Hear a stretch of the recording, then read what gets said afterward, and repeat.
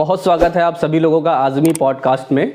आज हमारे साथ एक ऐसी शख्सियत है जो आजमगढ़ की आन बान शान, नौजवानों के भौकाल का ज्ञान। हमारे साथ गौरव पंडित जी मौजूद हैं। गौरव पंडित जी, आपका बहुत स्वागत है हमारे इस चैनल पर।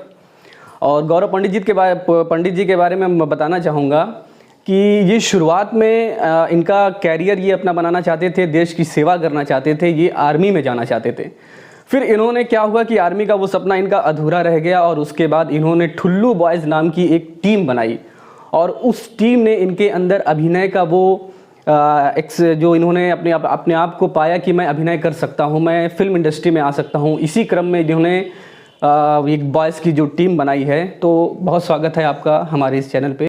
बहुत बहुत धन्यवाद आपकी इस चैनल में, और बहुत सौभाग्यशाली हूँ कि मैं आपके चैनल पर मुझे बोलने का मौका मिला है।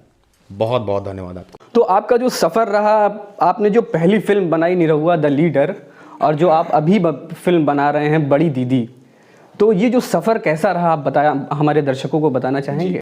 शुरुआत में ही आपने बताई कि देश की सेवा हमारा भी एक सपना हुआ करता था, और आज भी मौका मिलेगा तो उसको छोड़ूंगा नहीं, वो एक अलग विषय है। शुरुआती दौर में कठिनाइयों का सामना तो करना पड़ता ही था। सपना था आर्मी में जाने का, लेकिन जैसे होता नहीं कि रनिंग वगैरह करते टाइम एक्सीडेंट हो जाने की वजह से मेरा पैर टूट गया था। अभी तक मैंने ये किसी भी इंटरव्यू में नहीं बताया था। तो पैर टूट जाने की वजह से कई जगह मेडिकल अनफिट, जबकि सब कुछ सही है, दौड़ता भी हूँ, कूदता भी हूँ, लेकिन कुछ ऐसे आर्मी की ऐसे सेंसिटिव चेकिंग होती है कि वो पकड़ में आ जाती है कि पैर टूटा है। तो उसकी वजह से वहाँ मेरा एक ड्रीम टूट गया। फिर मैं वॉलीबॉल बहुत अच्छा खेलता था सिवली कॉलेज से, और सिवली कॉलेज से हमारे नसीम सर थे, बड़ी अच्छी कोचिंग देते थे वॉलीबॉल की। तो हम इसके बाद हम लोग वॉलीबॉल वगैरह वहाँ से खेलते थे, स्टेट भी खेला हूँ। तो वहाँ भी एक इशू पड़ गया कि फिर मेरी वहाँ हाइट नहीं थी, मेरी 5 फीट 10 इंच हाइट है। वॉलीबॉल का नियम है कि 6 फीट हाइट होनी चाहिए। आपका जंप कितना भी प्यारा हो उससे वो मैटर नहीं होता, क्योंकि मैं जंप बहुत बढ़िया था, कम हाइट थी लेकिन कूदता था बहुत अच्छा। दूसरा ड्रीम वो टूट गया। फिर ऐसे ही एक, जब मैं स्कूल टाइम में था तो मेरे अंदर एक और कीड़ा था, इसको कीड़ा ही कह सकते हैं, वो अभिनय का कीड़ा था। मौका मौका पे, जैसे जब मैं स्कूल टाइम में भी होता था तो अपने बॉयज़ में हंसाना, गुदगुदाना, और अपने मतलब कॉलेज में भी मैं यूनिक पीस हुआ करता था। न जाने पे लोग खोजते थे हमको कि आज पंडित जी नहीं आए। तो फिर वो जब कीड़ा था तो फिर कुछ हमारे स्कूल टाइम के दोस्त थे, कुछ नए दोस्त थे। जब हम आजमगढ़ आना जाना गांव से हुआ तो कुछ नए लोगों से भी हमारा विचार विमर्श हुआ। तो हम लोगों ने फिर बात की, जिसमें सोनू डांसर थे, वीपी शर्मा थे, राहुल यादव थे। हमारी चर्चा हुई कि क्यों ना हम लोग एक टीम बनाया जाए और एक वीडियो वगैरह कुछ बनाया जाए। तो बातें सबको अच्छी लगी, क्योंकि अभिनय करना सबको अच्छा लगता है। तो फिर हमने कहा, लोगों ने कहा आप अपने नाम से चैनल बनाइए। तो हमने कहा हम अपने नाम से चैनल बनाएंगे, कल को कोई विवाद हो जाएगा, क्योंकि नाम से चैनल बनाना बहुत बड़ा इशू होता है। तो फिर सारे लोगों ने मिल के कहा कि हम लोग तो नकारे हैं एकदम, न रोजगार है न कुछ है, तो हम लोग ठुल्लू हैं। तो हम लोगों ने ठुल्लू बॉयज़ नाम से एक टीम का जो है निर्माण हो गया वहीं से। फिर ठुल्लू बॉयज़ पे हम लोगों ने कुछ कॉमेडी टाइप की वीडियो बनाई। तो अब जैसे कि मेरी आवाज़ से पता चल ही रहा है कि मेरी आवाज़ से हीरो कोई बनाएगा नहीं, तो हमको गुंडों वाला जो रोल हुआ करता था वो रोल हमको लोगों ने दिया। तो गुंडों का रोल तो शाहरुख खान को भी शुरू में मिलता था। हाँ, तो फिर ये मैंने वो निभाना शुरू किया, और हमारे टीम में सबसे छोटा जो लड़का था सोनू, उसको हम लोगों ने हीरो बनाना शुरू किया। धीरे धीरे फिर क्या होता था कि टीम में चेंजिंग करने लगे, किसी को हीरो, कब किसी को विलन। मुझे भी 1-2 बार हीरो बनाया गया। टीम बहुत अच्छी चल रही थी, और फिर लॉकडाउन आया, सब धीरे धीरे टूटा इधर उधर सब लोग। तो ठुल्लू बॉयज़ का वो जो चैनल आपने बनाया था, वो टीम बनाई थी, क्या उस टीम का आपको अभी भी इंतज़ार है? बिल्कुल इंतज़ार है। वो मेरी टीम, अभिनय शुरुआत हमने वहीं से की, तो उस टीम का इंतज़ार है, और वो टीम कहीं ना कहीं आज नहीं तो कल दोबारा फिर उस पर वर्क करेगी। तो आजमगढ़ के अंदर आप भौकाल बॉय के नाम से कैसे मशहूर हुए? हाँ, ये भी बहुत बड़ा क्वेश्चन है। फिर उसके बाद आ गया टिकटॉक का ज़माना। जी। हम लोग पहले लॉन्ग वीडियो बनाते थे। जी। फिर जब वो टीम हमारी बिखर गई तो फिर हमने कहा अब क्या किया जाए, लॉकडाउन की वजह से। फिर टिकटॉक एक अच्छा प्लेटफॉर्म था, बुरा किसी को नहीं बोला जा सकता। तो फिर हम लोगों ने टिकटॉक पे वीडियो बनाया। अपनी लॉकडाउन था तो गांव के लड़कों को पकड़ के हमने टिकटॉक पे वीडियो बनाना शुरू किया। फिर टिकटॉक भी बैन हो गया। फिर ये हुआ कि अब क्या किया जाए। फिर उसी टाइम ट्रेंडिंग में आ गया रील्स। इंस्टाग्राम का अकाउंट मेरा बहुत पुराना 2017 का है, लेकिन रील्स बाद में आया फिर। तो फिर हम ऐसे ही बैठे थे आरटीओ ऑफिस के पास में, तो वहाँ हमारे एक मित्र हैं, विवेक यादव नाम है उनका। तो उन्होंने कहा कि भैया आप कॉमेडी वॉमेडी छोड़िए, मज़ा नहीं है इसमें, आपकी आवाज़ में बेस है और आप अपनी डायलॉग्स बोलिए, वो डायलॉग्स जो है आपकी वायरल होगी, मैं गारंटी लेता हूँ। तो संयोग कहा जाए या मेरा सौभाग्य कहा जाए या मेरी भाग्य कही जाए, वहीं से दिन बदलना शुरू हो गया और मेरी पहली ही वीडियो वायरल हो गई। अब 200-300 अगर फॉलोवर हैं, अगर 10,000 व्यूज चल जाए भाई साहब तो ज़मीन खिसक जाती है। तो फिर मेरे पहले ही वीडियो पर 10,000 व्यूज़ आया था। बहुत सौभाग्यशाली हूँ कि पहले ही वीडियो वायरल हुई और लगातार वायरल हुई। तो आपके टच में ये जो भोजपुरिया स्टार्स हैं, जैसे निरहुआ हो गए, खेसारी लाल यादव हो गए, ये कैसे संपर्क में आए आपके? अब जैसे आपके अभिनय को देखकर या आपने कोई संपर्क के कोई दूसरा रास्ता चुना? नहीं, फिर उसके बाद से मैं जैसे ये हुआ कि अब देखिए टिकटॉक, रील्स और इंस्टाग्राम, इसके भरोसे आप अपने और विस्तार नहीं कर सकते अपने आप को।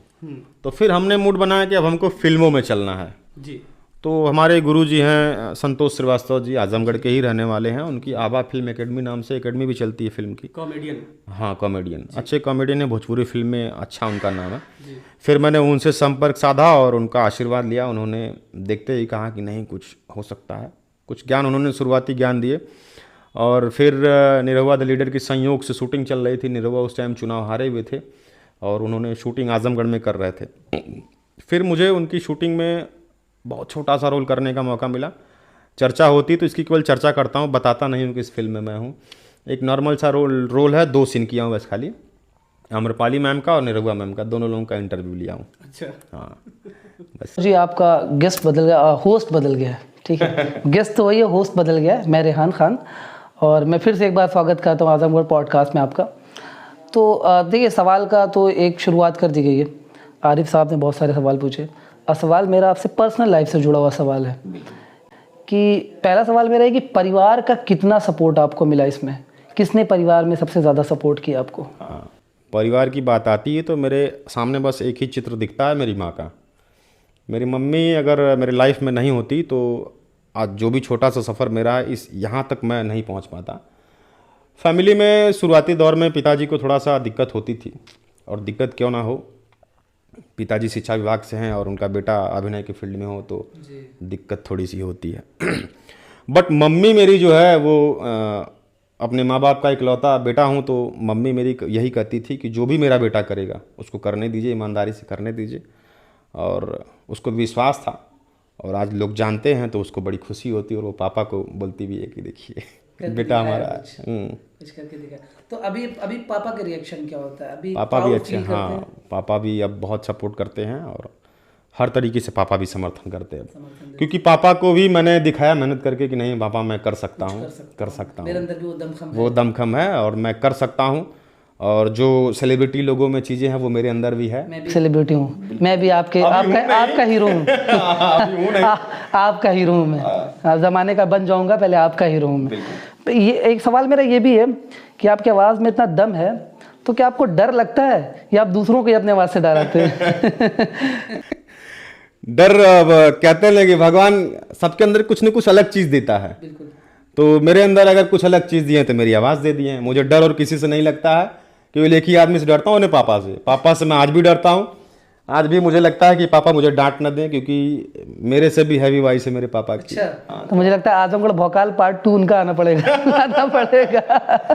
नहीं, पापा कैमरा फेस नहीं करते हैं, नहीं तो वो तो फिर मेरे से भी खतरनाक वाले निकलते। आवाज में दम आया कहाँ से? पापा की मार से या पापा की डांट से या कैसे आया? ये आवाज तो मेरी आई मेरे वॉलीबॉल से, क्योंकि वॉलीबॉल खेलते टाइम बहुत चिल्लाना पड़ता था, उठाओ, यहाँ नहीं गिरने देंगे, वहां नहीं गिरने देंगे। तो ये आवाज में पावर तो बचपन से ही आ गया था। और बचपन से ही वो मुझे थोड़ा सा रौले टाइप में रहने पसंद। पढ़ाई लिखाई में, एजुकेशन में, अगर एजुकेशन की बात की जाए तो पढ़ाई लिखाई में आपके ग्रेजुएशन हमारी सिवली से है और सिवली से ही मैंने एनसीसी भी किया था, जो आर्मी की शुरुआती दौर की समझ लीजिए जो ट्रेनिंग होती है वो एनसीसी होती है। और मैंने 2 साल पूरी ईमानदारी से एनसीसी भी किया, कैंप भी मिर्ज़ापुर और नैनीताल में किया। जैसे कि आपके चैनल की शुरुआत ठुल्लू बॉयज़ की जो शुरुआत हुई थी, आपने कहा कि कोरोना की वजह से टूट गई वो टीम, तो ये कोरोना का कितना असर पड़ा आपके ऊपर? कोरोना का असर मुझे तो लगा था कि बहुत ज़्यादा पड़ने वाला है, लेकिन अगर आप मेहनत करेंगे निरंतर और ईमानदारी से तो ऊपर वाला भी आपका साथ देगा। मैं ऊपर वाले पे बहुत विश्वास रखता हूँ। तो जब टीम, मुझे लगा था कि टूट गई तो अब क्या किया जाएगा, लेकिन टीम टूटी, टिकटॉक बैन हुआ, उसके बाद इंस्टाग्राम आ गया। और इंस्टाग्राम आ गया तो फिर मैंने छुल्लूबाज वाली टीम को वहीं ब्रेक किया और फिर मैंने अपना ऑफिशियल चैनल ओपन किया।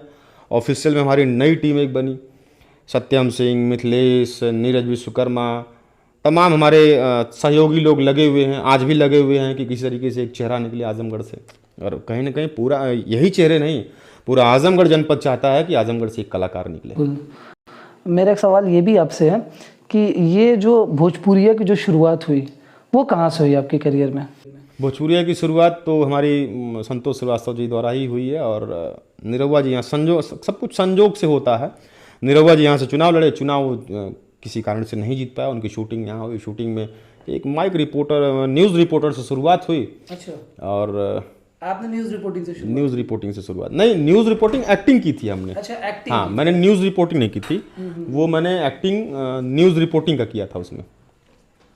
अच्छा, तो उसकी वहाँ से आपने शुरुआत। अच्छा, ये बताइए, मैं एक सवाल ये भी है कि आप अभी ये टॉलीवुड भोजपुरिया तक ही सीमित रहना चाहते हैं, ये और बॉलीवुड का भी सपना आपका है? देखिए, मेरा सपना इतना बड़ा है कि अभी मैं अपने सपने के 10% में भी नहीं पहुंचा हूँ। अच्छा, मेरा ड्रीम, मेरी इंडस्ट्री, साउथ इंडस्ट्री मुझे बहुत पसंद है। मेरे फेवरेट हीरो अल्लू अर्जुन है। तो मुझे साउथ तक का सफ़र करना है। और साउथ तक के सफ़र करने के लिए रास्तों का जो सहारा लेना है वो मैं रवि किशन से सीखता हूँ। कि अगर अगला आदमी जौनपुर से निकल के साउथ तक जा सकता है तो आजमगढ़ से निकल के साउथ तक क्यों नहीं जा सकता? तो इसीलिए तैयारी चल रही है। एक सवाल ही मेरा ये भी है कि देखिए, बहुत से जो नौजवान जो शुरुआत करते हैं अपनी, तो बड़े मतलब कि बहुत छोटी फैमिली से आते हैं, तब वो सोचते हैं मैं स्ट्रगल करके कुछ बड़ा कर जाऊं।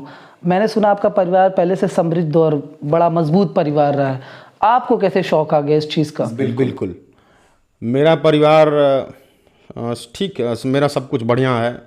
बड़े पापा आर्मी में हैं, दादू मेरे आर्मी में थे, अभी दादू इस बीच में नहीं है, लेकिन दादी एक्स आर्मी की वाइफ हैं समझ लीजिए। तो और पापा मेरे शिक्षा विभाग में हैं। फैमिली बैकअप बहुत अच्छा है, फैमिली में कोई नहीं है। लेकिन मैंने अभी तक 1 रुपये की मदद नहीं लेता हूँ घर से अपने। जो भी करता हूँ, जो भी स्ट्रगल मेरा चल रहा है, कहीं से आता है तो कहीं इन्वेस्ट कर देता हूँ। स्ट्रगल चल रहा है, शुरुआत हाँ, शुरुआत बिगनिंग है। फैमिली से कोई बहुत बड़ी मदद नहीं लेता हूँ। जो दिनचर्या वाली मदद है वो होते रहते हैं, मम्मी मदद करते रहती है, पापा करते रहते हैं। लेकिन बहुत जो बड़े बजट का होता है वो घर से किसी से मदद नहीं लेता हूँ मैं। जी। फिल्म करता हूँ, अपने एल्बम में लगा देता हूँ, क्योंकि हमारा ऑफिशियल चैनल भी है गौरव पंडित ऑफिशियल। तो फिल्मों के पैसे ऑफिशियल में लग जाते हैं, किसी प्रमोशन का पैसा आता है तो मतलब आदान प्रदान चल रहा है। ये एक चीज़ ये बताइए कि जैसे कि आपने जो ये अपने चैनल की जो शुरुआत की, इसमें आप आजमगढ़ को इतना ज़्यादा हाईलाइट करते हैं, जिसमें ये होता है कि मुझे ऐसा लगता है कि एक कहीं ना कहीं लोगों का भी ये सवाल है कि ऐसा तो निगेटिव वो इम्पैक्ट पड़ता है कि आजमगढ़ को सिर्फ निगेटिविटी नज़र आ रही है कि आजमगढ़ में आओगे तो मार दिए जाओगे, इस तरीके की जो बातें होती हैं। मुझे लगता है लोग डरते बहुत ज़्यादा, इस वजह से लोगों के अंदर डर का माहौल ना हो जाए आपकी इस तरह की चीज़ों की वजह से। ऐसा कुछ नहीं है, वो एक कंटेंट होता है। और फिर आजमगढ़ है तो आजमगढ़ में डर ना हो तो फिर आजमगढ़ का मतलब क्या है महाराज? बात में फिर आजमगढ़ में लोगों को डराना, जो दूसरे लोग हैं वो आजमगढ़ मेरे यहाँ बसता है। आजमगढ़ का चाहे मैं कहीं बैठा हूँ, अगर कोई आजमगढ़ की बुराई कर दे भाई साहब तो फिर तो घूसे से ही बात होती है। आजमगढ़ दिल में बसता है और ये मैं एक कंटेंट बनाता हूँ। शुरुआती दौर में मैंने भी 2-4 लाइनें, अच्छी लाइनें बोली। अच्छा, ये भी लाइनें मैं जो बोलता हूँ बुरी नहीं है, अच्छी लाइनों का मतलब कि लव से रिलेटेड मैंने बहुत सारी चीज़ें बोली, बट वो आजमगढ़ वालों को भाई साहब पसंद नहीं आता है। यहाँ शायरी वायरी का भी शौक है आपको? शायरी वायरी का बहुत शौक नहीं है, हमारी टीम लगी है, वो डायलॉग्स वगैरह लिखते हैं, हम बोलते हैं, एडिटिंग कोई और करता है। मैंने कहा ना कि पूरा आजमगढ़ लगा हुआ है गौरव पंडित के साथ। शुरुआत मैंने अकेले की थी, लेकिन आज गौरव पंडित अकेला नहीं है, आज पूरा आजमगढ़ मेरे साथ है। वही है ना कि शुरुआत करते हैं और फिर कारवां बनता चला जाता है, ये जाहिर। बहुत लंबी चौड़ी टीम है, लगभग 100-150 लोगों की टीम है मेरी। एक मैंने कांड सुना था, बोनट कांड। ये बोनट कांड क्या है? बोनट कांड तो भाई साहब बहुत बड़ा कांड है। वो तो हुआ ये था कि लोग हमसे कहते थे, हमारे गांव वाले, कि आप यूपी की हर जगह शूटिंग कर रहे हैं, अपने गांव में कब शूटिंग करेंगे? तो हमारे गांव के पास में एक बाजार है, ऊंचा गांव बाजार।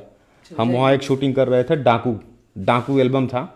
उस एल्बम का कॉन्सेप्ट ये था कि उस एल्बम का नाम डाकू जरूर था, लेकिन वो जो डाकू मैं बना था, वो जो छोटे छोटे कीड़े मकोड़े वाले डाकू होते हैं जो चट्टी चौराहों पे परेशान करते हैं, उनको तोड़ने के लिए मैं बना हुआ डाकू था। अच्छा। तो उसमें क्या होता है कि शूटिंग में हमारी स्कॉर्पियो हमारी होती है और स्कॉर्पियो पे हम बैठ के एंट्री मारते हैं पूरा रौले में एकदम पिस्टल लेकर के। जबकि वो पिस्टल नहीं होती, वो लाइटर होता है जो हम शूटिंग में प्रयोग करते हैं अपने। तो वो एक क्लिप थी, जैसे हम रील रोज पोस्ट करते हैं, तो एक दिन हमारे पास पोस्ट करने के लिए कुछ नहीं था, तो वो मैंने वीडियो लगा दी और उस पर हमने लगा था कि चुप रहे जिन आंखों में नासूर बन के, आज वही सजा रहे हैं हमें सुरमे की तरह। तो ये लाइन लगा करके हमने वो वीडियो को इंस्टा पे पोस्ट कर दिया और उसके डिस्क्रिप्शन में मैंने ये लिख दिया, क्योंकि मुझे खतरा महसूस हो रहा था कि कुछ गड़बड़ हो सकता है। तो मैंने उसके डिस्क्रिप्शन में ये लिखा था कि ये वीडियो जो मैं पोस्ट कर रहा हूँ, ये डाकू एल्बम का एक छोटा सा सीन है और इसमें प्रयोग किया गया असला पूरी तरीके से नकली है। ये लाइटर है जो कि शूटिंग में प्रयोग होता है। आज भी वो वीडियो मेरी इंस्टा पे पोस्ट है, डिलीट नहीं किया हूँ, सारी चीज़ें वहाँ भी पड़ी हुई है। किसी महाशय को जो है दिक्कत होती है, वो वीडियो को ट्विटर पे ट्वीट करते हैं और उत्तर प्रदेश पुलिस न जाने किसको किसको टैग करते हैं, उत्तर प्रदेश सरकार को टैग करते हैं और शाम होते होते हमारे घर 2 गाड़ी पुलिस पहुंच जाती है। अच्छा। हाँ, और उस टाइम मैं शूटिंग कर रहा था अपने आजमगढ़ पीजीआई के पास में। जी। मम्मी का फ़ोन जाता है कि बेटा ये क्या कर दिए तुम, 2 गाड़ी पुलिस आ गई है। सबसे ज़्यादा दिक्कत किसी को होती है तो मेरी माँ को होती है। कोई भी दिक्कत परेशानी खुशी सब कुछ अगर किसी के यहाँ पहले पहुँचती है तो मेरी माँ के यहाँ पहुँचती है। उनका फ़ोन आता है, मैं ऐसे ऐसे बात करता हूँ, मम्मी वो नकली लाइटर आप तो जानती हैं? तो बोली हाँ जानती हूँ। हमने कहा पहले वो ले जाकर उनको दिखाइए। मम्मी वो लाइटर ले जाकर उनको दिखाती है, उनको थोड़ी सी संतुष्टि होती है, फिर भी वो कहते नहीं आपको आना पड़ेगा। फिर हम पहुँचते हैं, फिर थाने में पहुँचते हैं, फिर हमारे आदरणीय सांसद जी निरहुआ जी का भी फ़ोन जाता है, गुड्डू भैया का भी फ़ोन जाता है। सभी लोग उनको अवगत कराते हैं कि नहीं ये कोई बदमाश डाकू नहीं है, वो एल्बम की शूटिंग थी। और एसओ साहब भी इस बात को मान गए थे। हम लोगों ने अच्छे से एक पारिवारिक बातचीत की और सारी चीज़ों को दिखाया गया, सब कुछ प्रूफ हुआ, एक अच्छा एक्टर प्रूफ हो गया मैं, सब मामला वहाँ से सॉर्ट आउट हो गया। सवाल गौरव जी, एक सवाल मेरा और है, जैसे कि बहुत से लोग भोजपुरी इंडस्ट्री को साफ सुथरी नज़र से नहीं देखते और साफ सुथरी नज़र से देखने का एक तरीका ये भी है कि उसमें गाने जो बड़े अभद्र टाइप के होते हैं, जिससे कि लोग फैमिली में बैठ के मूवीज़ और गाने देखना पसंद नहीं करते। इस पे आपका क्या कहना है? कि आपकी बात एकदम सही है, इसका घोर विरोधी मैं हूँ। भोजपुरी इंडस्ट्री का अभिनेता हूँ, उसके बाद में मैं इसका विरोधी हूँ। बट अब भोजपुरी बदल रही है धीरे धीरे। निरहुआ भैया की जितनी फिल्में हुई आजमगढ़ में सारी साफ़ सुथरी हैं। और अभी हाल ही में मैंने जौनपुर में शूटिंग करके आया बड़की दीदी पिक्चर आते ही आप लोग जरूर उसको टीवी पे देखिएगा, B4U के चैनल पे आएगी। वो बिल्कुल साफ़ सुथरी और पारिवारिक कहानी है। और रही बात एल्बम इंडस्ट्री की, तो एल्बम को तो एक लगता है कि जैसे भोजपुरी से अलग इंडस्ट्री ही बना दी हैं। भोजपुरी फिल्में सुधर रही हैं। अभी हर हर गंगे आप देखिए, संघर्ष 2 देखिए, पवन सिंह खेसारी लाल की दोनों लोगों की फिल्में हैं, बहुत हाई लेवल की फिल्में हैं। तो बहुत सारी भोजपुरी सुधरी है। तो अब एल्बम वाली जो है, लगता है कि उसको एक कैटेगरी बनाना ही पड़ेगा, उसको एल्बम इंडस्ट्री बनाना पड़ेगा, क्योंकि अश्लीलता अगर आ रही है कहीं से तो एल्बम से आ रही है। दूसरी बात, अगर उसका सुधार कैसे किया जाए, उसका सुधार हम जैसे नौजवान ही कर सकते हैं, क्योंकि कुछ लोग व्यूज़ के चक्कर में अश्लीलता कर रहे हैं। अगर शुरुआत की बात की जाए तो हमारे जितने गाने आते हैं आप उसमें कहीं से अश्लीलता नहीं पाएंगे, उसमें तो सिर्फ भौकाल दिखता है। तो फिर क्या दिक्कत है, हम भौकाल दिखाएंगे ना। पंजाब के गाने हिट होते हैं, क्यों हिट होते हैं? सब एटीट्यूड गाने उनके होते हैं और सारे वही पसंद भी करते हैं। तो हम उसको भोजपुरी में लाने का प्रयास कर रहे हैं। मेरा शुरुआत हो चुका है और आने वाले टाइम में भोजपुरी में सबसे बड़ा गाना हमारी टीम करेगी। बहुत अच्छे, मेरी शुभकामनाएं आपके साथ हैं, आपकी टीम के साथ, कि जल्द से जल्द ये दिन हमको देखने को मिले कि आजमगढ़ का गौरव पंडित जो है हमें भोजपुरी इंडस्ट्री के स्टार देखने को मिले। भोजपुरिया का शाहरुख मैं चाहता हूँ आप बने। नहीं, स्टार तो नहीं, आपका भाई, आप सभी का दोस्त हमेशा बना रहूँगा। और ये मेरा आपसे वादा है कि आने वाले 2, 3, 4 साल में भोजपुरी को एक अच्छे लेवल पर रिप्रेजेंट करने के लिए पूरी ताकत झोंक दूंगा। बिल्कुल। एक मेरा सवाल और आपसे है, जैसे कि बॉलीवुड का किंग जो है शाहरुख खान को कहा जाता है, भोजपुरिया का किंग आप किसको मानते हैं? मैं भोजपुरिया के निरहुआ को मानता हूँ। निरहुआ का आप इस वजह से तो नहीं मानते कि निरहुआ ने आपको चांस दिया है? नहीं, ऐसा नहीं है। निरहुआ की एक फिल्म छतवारा में चल रही थी, हमारे मित्र आतिफ नाम है उनका भी, उनके घर पे शूटिंग चल रही थी। कोई फिल्म थी, देखिए याद नहीं आ रहा है, औलाद। अच्छा, औलाद फिल्म चल रही थी। बहुत छोटी उम्र थी मेरी उस टाइम, और उस टाइम में निरहुआ का बहुत स्टारडम था। निरहुआ का ही क्या, भोजपुरी का ही बहुत स्टारडम था उस टाइम। तो वहाँ शूटिंग चल रही थी तो बहुत भीड़ लगी हुई थी और मैं किसी तरीके से घुसते निरहुआ करीब तक पहुँच गया था। शायद इस बात को हमारे निरहुआ भाई को याद भी नहीं होगा क्योंकि बहुत लंबा गैप है, अब तो जान पहचान हमारी अच्छी है। तो वहाँ हम उनसे मिले थे और बहुत प्यार मिला था उनके द्वारा उस उम्र में, और बिल्कुल घमंड नहीं दिखा था। और सभी लोग वैनिटी में भागते हैं और वो शूटिंग करने के बाद पब्लिक के बीच में बैठते हैं।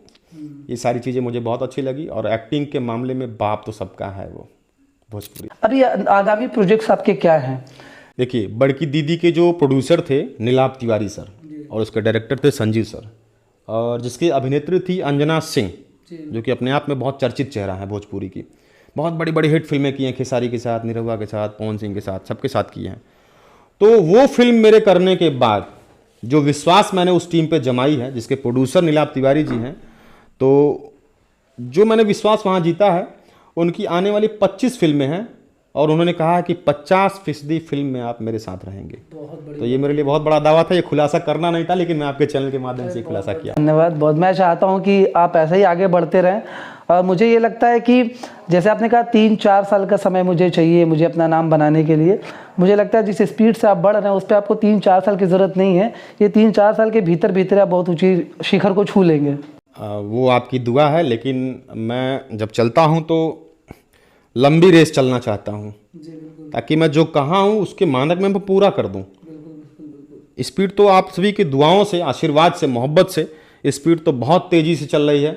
बस कृपा ऊपर वाले की न रुके तो, नहीं तो मैं 1 साल में भी कुछ सफलता मिल सकती है, लेकिन 3-4 साल का जो मैंने गैप मांगा है वो मैं पूर्णतः प्रूफ करके दिखा दूंगा कि नहीं, आजमगढ़ वाला हूँ, झंडा लहरा सकता हूँ। बिल्कुल, मैं चाहता हूँ आप झंडा आप लहराएं और झंडा गाड़ के दिखाएं आजमगढ़ में, और लोगों को दिखे वो झंडा मजबूती से गड़ा रहे। धन्यवाद गौरव जी आजमगढ़ पॉडकास्ट में आने के लिए और हमारे साथ जुड़ने के लिए। और आपकी टीम को बहुत बहुत बधाई, आपको बहुत बहुत बधाई आजमगढ़ पॉडकास्ट की तरफ से। मैं एक चीज़ और चाहता हूँ गौरव भाई, आप अपने अंदाज में आजमगढ़ पॉडकास्ट के बारे में 2-4 शब्द कहना चाहें अगर तो कहें। अब 2-4 शब्द का मतलब मैं बस यही निवेदन करूंगा कि आजमगढ़ का ये एक छोटा सा चैनल है, अभी आपने भी शायद शुरुआत की है, तो इस चैनल को भी इतना बड़ा करें जिस तरीके से आजमगढ़ के लोगों ने मुझे मोहब्बत दी है। इस चैनल को भी उतना ही मोहब्बत दीजिए, उतना ही प्यार दीजिए कि ये चैनल भी इतना बड़ा हो जाए कि आज मैं बैठा हूँ तो कल यहाँ और भी बड़े बड़े लोग बैठें। मेरा जो भी देखने वाले लोग हैं सबसे निवेदन है, इसको बहुत सारा इस चैनल को प्यार दीजिए, दुलार दीजिए, आशीर्वाद दीजिए और चैनल को सब्सक्राइब करिए। थैंक यू बहुत बहुत धन्यवाद।